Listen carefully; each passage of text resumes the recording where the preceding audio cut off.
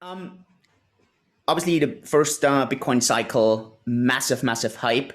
Um, Walk me through When your you say thought. first Bitcoin cycle, Yeah, which for cycle me, that's are you the referring to? first, like until 2013. Like that's a bit of the first cycle for me. That was the first time that I kind of, obviously, with Bitcoin hitting $1,200, that was the first time. Then for me, suddenly I was like, wow, that is something. I don't know if you see this different.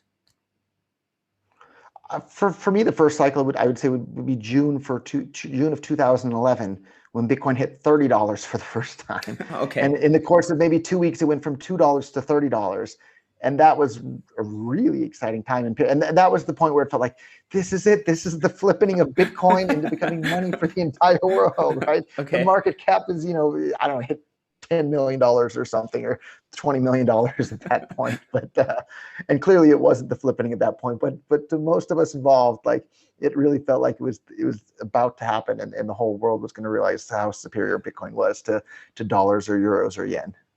Okay. And so then what happens? The price crashed, I think, to $2, right? Yeah, the price went from 30 all the way back down to 2. And I guess, I'm not an excellent trader. On the way down from 30 though, I was buying it, 25. I was buying it every time I would earn any money from my existing business, I'd put it into buying more Bitcoin. And I bought more at, 18, and more at 15, and then more at 12.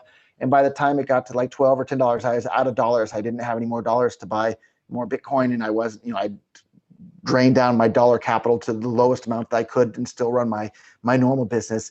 And so I didn't have much more money to buy Bitcoin when it got all the way down to 2, or 5, or any there. But it worked out okay. And then in 2012, though, I launched a website called bitcoinstore.com. And so we listed the entire line card of products from Ingram Micro and Tech Data, which is the biggest and the third biggest electronics component distributors in the entire United States, or actually the entire world for that matter. And we listed all of their products, so more than 500,000 products, and we sold them for Bitcoin only. And just like Elon Musk announced earlier today, all the Bitcoin we received for payments, we just kept it. We didn't convert it back into dollars. We were keeping it all. And we were selling all these products at cost, right? And so we were able to compete head to head on pricing with Amazon and Newegg and like the big retailers in the United States.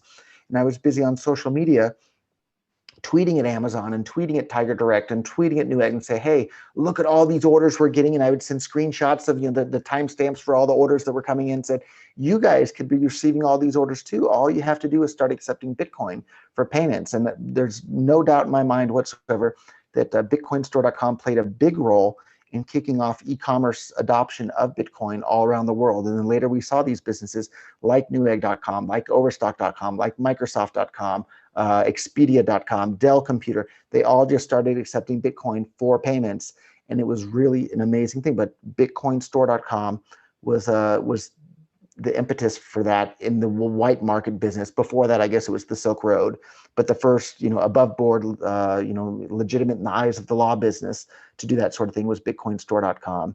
And it worked out fantastic. We sold everything at cost, but made a fortune because the price of Bitcoin went up as it became more useful in commerce. Once you could buy anything with it, suddenly people had a reason to want to have some. Whereas if you didn't have this website like bitcoinstore.com, and if you weren't interested in buying drugs on the darknet, what were you going to do with Bitcoin? Nothing. There was no reason you would use it as a store of value. There wasn't a reason you would do anything with it. So it was so important to have that usefulness in actual commerce to lead things off to where we are today with this worldwide cryptocurrency ecosystem really just exploding into more and more adoption all over the world every day.